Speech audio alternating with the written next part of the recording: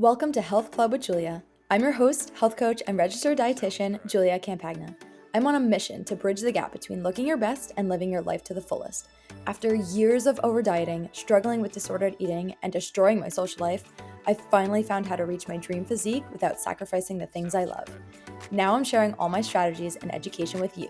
We'll be talking all things health, including hormones, metabolism, and lifestyle to help you cut out the confusion and start living. So get cozy and join the club. Hey guys, welcome back to another episode of the Health Club with Julia podcast. As always, I am so happy you are here. Today we are talking about nutrition.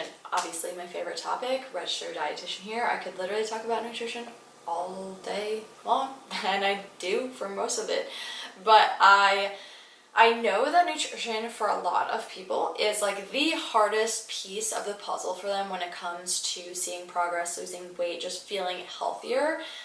I would say maybe 90% of the people that I talk to, 95% of the people that I talk to, always say that nutrition is the biggest factor for them. And I get it. Nutrition is not easy. It's very complex. There's a lot of things to think about. There's a lot that goes into nutrition, what's good, what's bad, what's, all the other things and rules and just so much. There's so much. I'm even just getting overwhelmed talking about how much goes into nutrition. And it is true that nutrition is a bit complex. Like training is complex, but not nearly as complex as nutrition is. And so I totally understand why that's the case for most people and why they struggle the most with nutrition.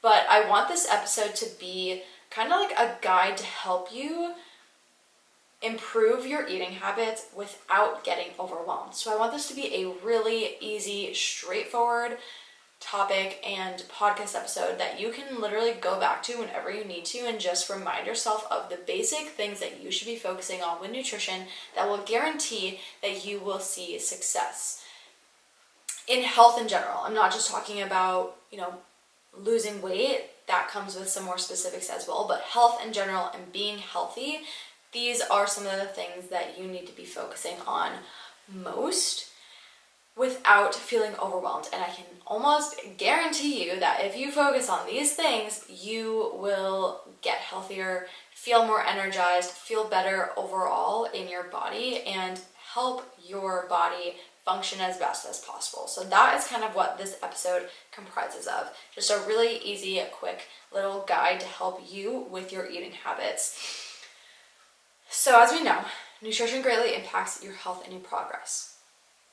And so I want to kind of dissect nutrition into some categories to help you understand what is best and worst. And note, I'm not saying anything is bad. I'm saying that some things are better than others. I am somebody, and I know in the health fitness space, this is kind of a controversial topic on moderation, if moderation is actually true. Should people practice moderation? Should people not practice moderation? Because some people feel that practicing moderation, you are ingesting food that really serves no purpose to you.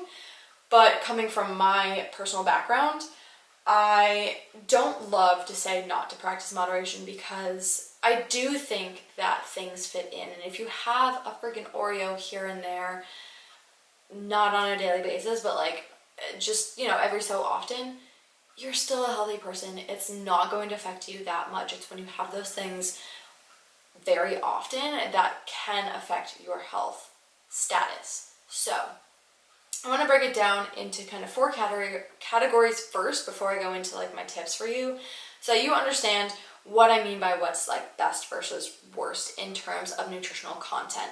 And I actually saw this from someone on Instagram, and I loved the way that she broke it down. So her name is Ilya, I think. Ilya, her name on Instagram, I don't have it right in front of me, but actually I can look this up, so give me 1 second. I'm going to look up what her name is at Healthily, I think. Let me double check that so I'm giving you guys the right information. Health. Yes, it is at Healthily on Instagram. So at Health, Illie, and her name is Illyria Balaj. And she's actually somebody that is somebody who does believe that moderation is kind of a scam. And I really do enjoy her content most of the time. Some things I don't always agree, and that is life. That is everybody. Not everybody's going to agree with everything that you have to say, but I do believe in moderation, but being very in control of your moderation, if that makes sense. I have a whole other episode on moderation and my thoughts on moderation, so if you want to know my thoughts on moderation, go listen to that episode. It's one of my actual very first episodes, I think. I don't think it might actually be my very first episode, or the second, but anywho, I got this breakdown from her, and I actually loved the way that she broke this down to kind of highlight quality nutrition versus less quality nutrition and what you should be focusing on most. So, bringing it down into 4 categories, we have whole foods, minimally processed food, and ultra-processed food. So those are the 4 categories. So kind of breaking those down, whole foods are basically, as it sounds, foods that are found in nature. So bananas, oranges, animal meat, plant proteins, nuts, seeds, fruit, vegetables. These are all going to comprise whole foods. So things that just come from nature, come from the earth, and you're not really processing it at all. It's just kind of, it is what it is. So that's whole foods. Minimally processed foods is foods that are slightly altered without changing the nutrient content. So for example, peanut butter, that's one. It is altered, it is slightly altered because you're grinding the peanuts to make a nut butter, but you're not necessarily adding anything. Yes, there are nut butters that have added salt, added oils to them, which I would read the labels and watch out for those. You don't need added salt, you don't need added oil. Just grinding up the peanuts themselves will create a nut butter. So peanut butter is an example. Greek yogurt, you are processing the milk from cows to make Greek yogurt, but it's still in the same nutrition content because it's coming from that milk. Bone broth, again, you're altering the bones of the animal to make a bone broth, but again, it's coming straight from the bone. You don't necessarily have to add anything to it. So that's minimally processed foods, things that are slightly altered but have the same nutrition content. Then you have processed foods, which are altered or enhanced. So think like Chomp's meat sticks. Those are processed. It's altered to, have this non-perishable item. Q chocolate, you're taking other ingredients to process and make Q chocolate. Siete chips, again, you're combining different ingredients and processing that to make the chips. So that's processed foods.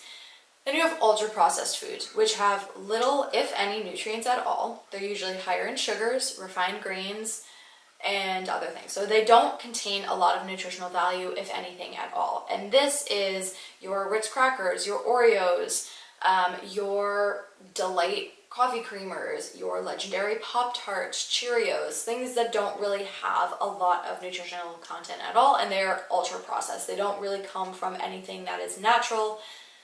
They are ultra processed to create this product. So those are the 4 categories and their breakdowns of foods. Now, obviously, the top of that list, so whole foods, are going to be the most nutritionally dense, and you should have most of your nutrition come from those. And then the least amount that you should have in your diet is the ultra processed food, and you should just be aware of those and try not to have those very often. Just have those every once in a while if you want something. Again, like I said, Oreos are in the ultra processed category, and I am personally, and some people won't believe, won't stand by this like I do, but I do believe that you can have Oreos every now and then, and watching portion control, have like 1 to 3 or 4. Don't have an entire box every now and then, or an entire sleeve, kind of limit it and have it every now and then, but you're fine if you have that every now and then. Again, it should not be very often, every now and then. So that's kind of my thoughts on that, but that's kind of going from the highest makeup of your diet to the lowest makeup of your diet: whole foods, minimally processed, and then ultra processed. So that's the breakdown. So really analyze, first and foremost, before I even go into tips, analyze what does your diet consist of. Is it mostly whole foods? You're doing great. Is it mostly ultra-processed foods? You might need to make some swaps. So start off, before you even focus on the tips that I'm going to give you, start off by really analyzing what your current nutrition is like and where you can improve, make swaps, make adjustments as necessary for your own self. That'll give you a really good starting place, and then you can work on the tips that I will give you. So that is first and foremost. Wanted to break that down first, so you can first analyze, that's the biggest piece here, know what your starting point is, know where you're at currently. So analyze, find your starting point, and then work on the tips that I'll give. So now with these tips, again, like I said, I want this to just be very basic, very straightforward. Work on these things and you should improve your health overall. Again, this is not specific to weight loss. More specificities with weight loss, I will add right off the bat, is a deficit. Calorie deficit is going to be the gold standard for you to lose weight. That is not on my list of tips because that is not for general health. And this episode is mostly for just improving eating habits for general health and just getting healthier as a human being. So, gonna go through these. They're basic ones that you can start doing today. Work on these every single day, and you'll be in a really good spot. So, let's get rid of the overwhelm. Let's go over these things that are pretty easy, and you can even start with a few of these. I have 5 basic tips I'm going to give you. You can even start off with 2. If you need to change a lot about your nutrition, don't overwhelm yourself and start off by doing all of these 5 things that I'm telling you to do. Start off with 2, and then work your way up to hitting all 5. But anyway, moving on, before I go on too much of a rant, here are my basic tips to focus on better eating habits without the overwhelm and getting you to a healthier body. So number 1, fruits and vegetables daily. This should be a non-negotiable. If there's any one that you start off with, it needs to be this one. You should have fruits and vegetables every single day. You should have at least 1 serving of each every single day. Get in a fruit, get in a vegetable. And I don't mean like 1 stalk of asparagus. Get in 5 to 6. Get in a full serving of vegetables and fruit. Don't just skimp out because you don't like them. If you're having, like I said, like 1 stalk of asparagus, not really going to do a whole much for you. So make sure you're having at least 1 full serving of fruits and vegetables a day. What I like to do to help you even further with this, I am someone who does not like savory super early in the morning. Yes, I'll have eggs, and that'll be my savory breakfast, but I don't love vegetables in the morning. I gotta have my fruit in the morning because it's sweeter, and that's just what I prefer. If you prefer the other way, so be it. But what I personally do is I have fruit with my breakfast, and then I will usually have fruit as a snack as well later on in the day. So typically I will get 2 servings of fruit a day. Sometimes I only get 1 depending on if I have groceries or not, but I like to have it with breakfast and then as a snack. With vegetables, what I like to do is have vegetables with lunch and with dinner. So those are my more savory meals. I'm going to have the vegetables with those. And so typically, again, I get in 2 servings of vegetables a day because I do lunch and dinner. Sometimes, again, depending on groceries that I have, I might only get 1, but I do make sure I get at least 1. If not, usually I do get 2 of each every single day. But that's kind of how I break it down. So fruit in the morning and as a snack, vegetables with lunch and dinner. You don't have to do all that, especially if you are somebody who does not eat vegetables daily. Going to 2 servings a day might be a lot for you, but start off with at least 1 every single day. 1 serving of each every single day. And you can start, again, if you're somebody that doesn't do this on a daily basis and you want to create this habit for yourself, you can start by having the same vegetable every single day. Maybe you really enjoy one vegetable over others. You can have that same one every single day. But eventually the goal is to get 1 serving of fruit and vegetables every single day and have different varieties of them throughout the week. So you're not just having bananas every single day for your fruit. Maybe you're having banana one day, grapes the next day, berries the next day, watermelon. Try to get in a variety, but know where your starting place is at. Again, this is why we're analyzing your starting point. Where are you starting at? What can you do? And start slow and build your way up to that. But again, eventually the goal will be 2 servings of vegetables daily and having some variety throughout the week. So that's my number 1 tip, is getting a fruit and vegetable every single day. Number 2 tip is protein at every meal. Again, if there's 2 that you need to be doing, it's these 2. So second one being protein, very, very important. You should be getting that at every single meal. A lot of people do not eat enough protein. Some people think that you need more protein than you need, so that's another story. But in general, a lot of people don't get enough protein throughout their day. And so I want you to plan your meal around your protein. So in the morning, what are you gonna have for breakfast? Think about what protein source you want first. Okay, do I want eggs? Great, I'm getting in some protein. Can I get in eggs and egg whites? Even more protein, even better, great. If I want pancakes, can I make protein pancakes, or can I have a protein smoothie along with my pancakes? Whatever that looks like for you, try to think of your protein first at every meal and build your meal around that. Again, lunch, maybe you want tacos. Okay, so what's gonna be your main ingredient? Is it chicken, pork, beef, turkey? What is your protein source with your tacos? Is it tofu? I'm talking to vegetarians out there, but think about what is your protein. Build your meals around that. That's the easiest way to make sure you're getting protein at every meal. And then also, what is your portion size? Are you having, half a chicken breast at lunch and half a chicken breast at dinner?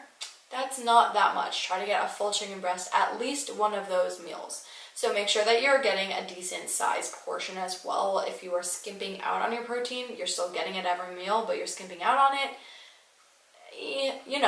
that's fine. You're still getting it at every meal. But again, the goal is to get a decent amount.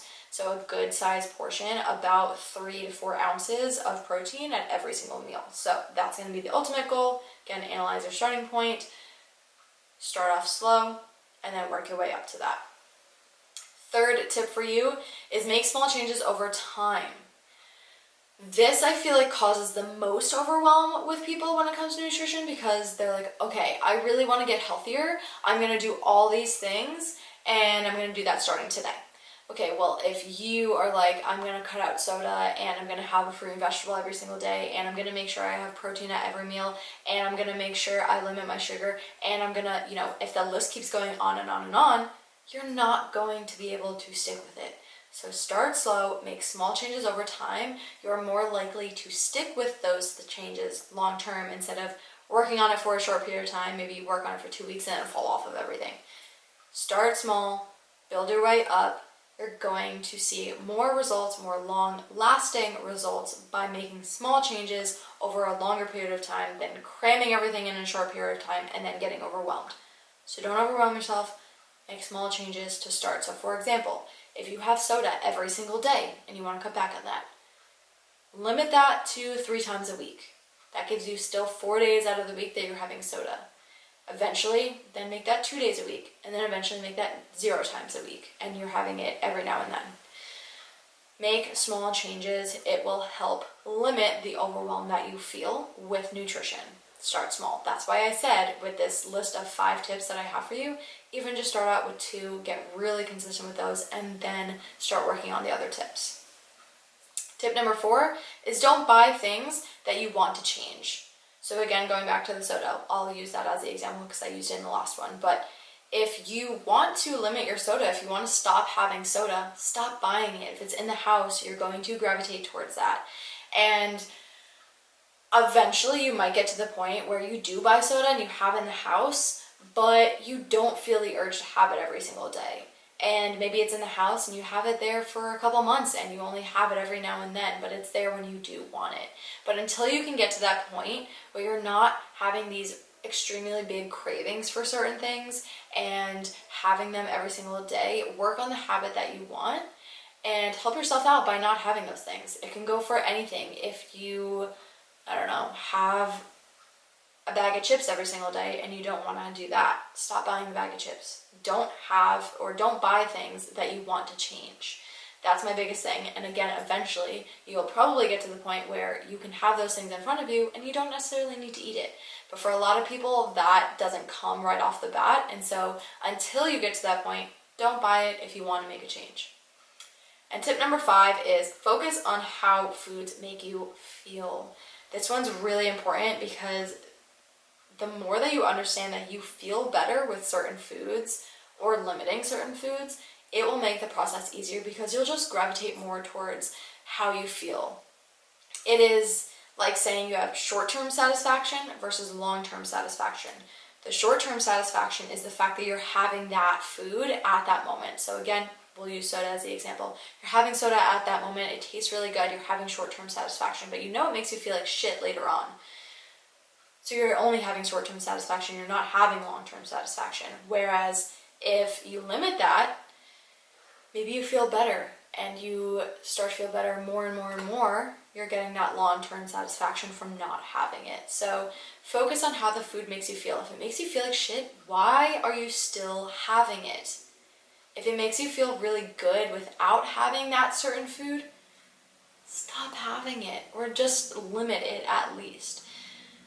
The way you feel with nutrition is going to help you along the way, because some foods are really hard for people to stop having. And I'm not saying to cut things out. Again, remember, I am somebody who does believe in moderation and having some of those foods every now and then when you're really wanting them.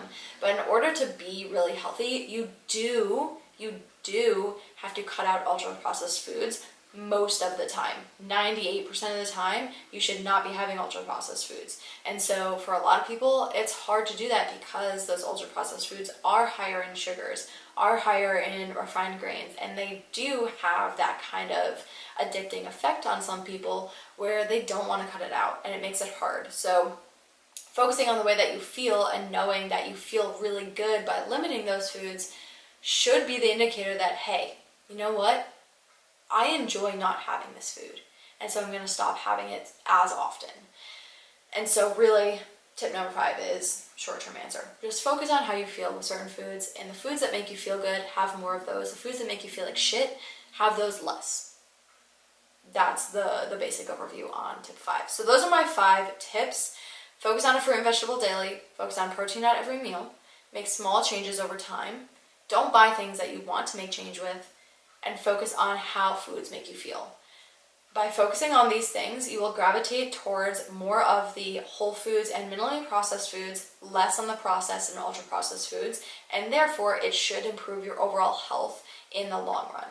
So, like I said, I wanted this to just kind of be a very straightforward, easy podcast episode that you can refer to, save, download, whatever, however you want to do it, save it to your favorites, that you can go back to and work on these things on a daily basis and eventually master all of these 5 tips. But that's what I would say for now. These are really great starting places. Remember, first and foremost, analyze where your starting place is at. Do you have a lot of improvements to make? Do you not have a lot of improvements to make? And find the biggest area of improvement that you want to make. So analyze first, then go through the tips and watch your health improve over time. As always, if you have questions, if you need help with nutrition, I am your girl. Like I said, I love to talk about nutrition. I could talk your ear off. So let's dive in if you do have questions or just need more help with really making actual sustainable change with your nutrition habits. Let's chat about it. My DMs are always open for you guys. I am here. If you need me, you know where to find me. But that is it for this episode, and I'll see you guys at the next one. Thank you so much for listening to another episode of the Health Club with Julia podcast. If you love the episode, share the podcast and tag me, and subscribe so you don't miss any further episodes. If you have any questions, feel free to send me a DM. Thanks for being a part of the club. See you next time.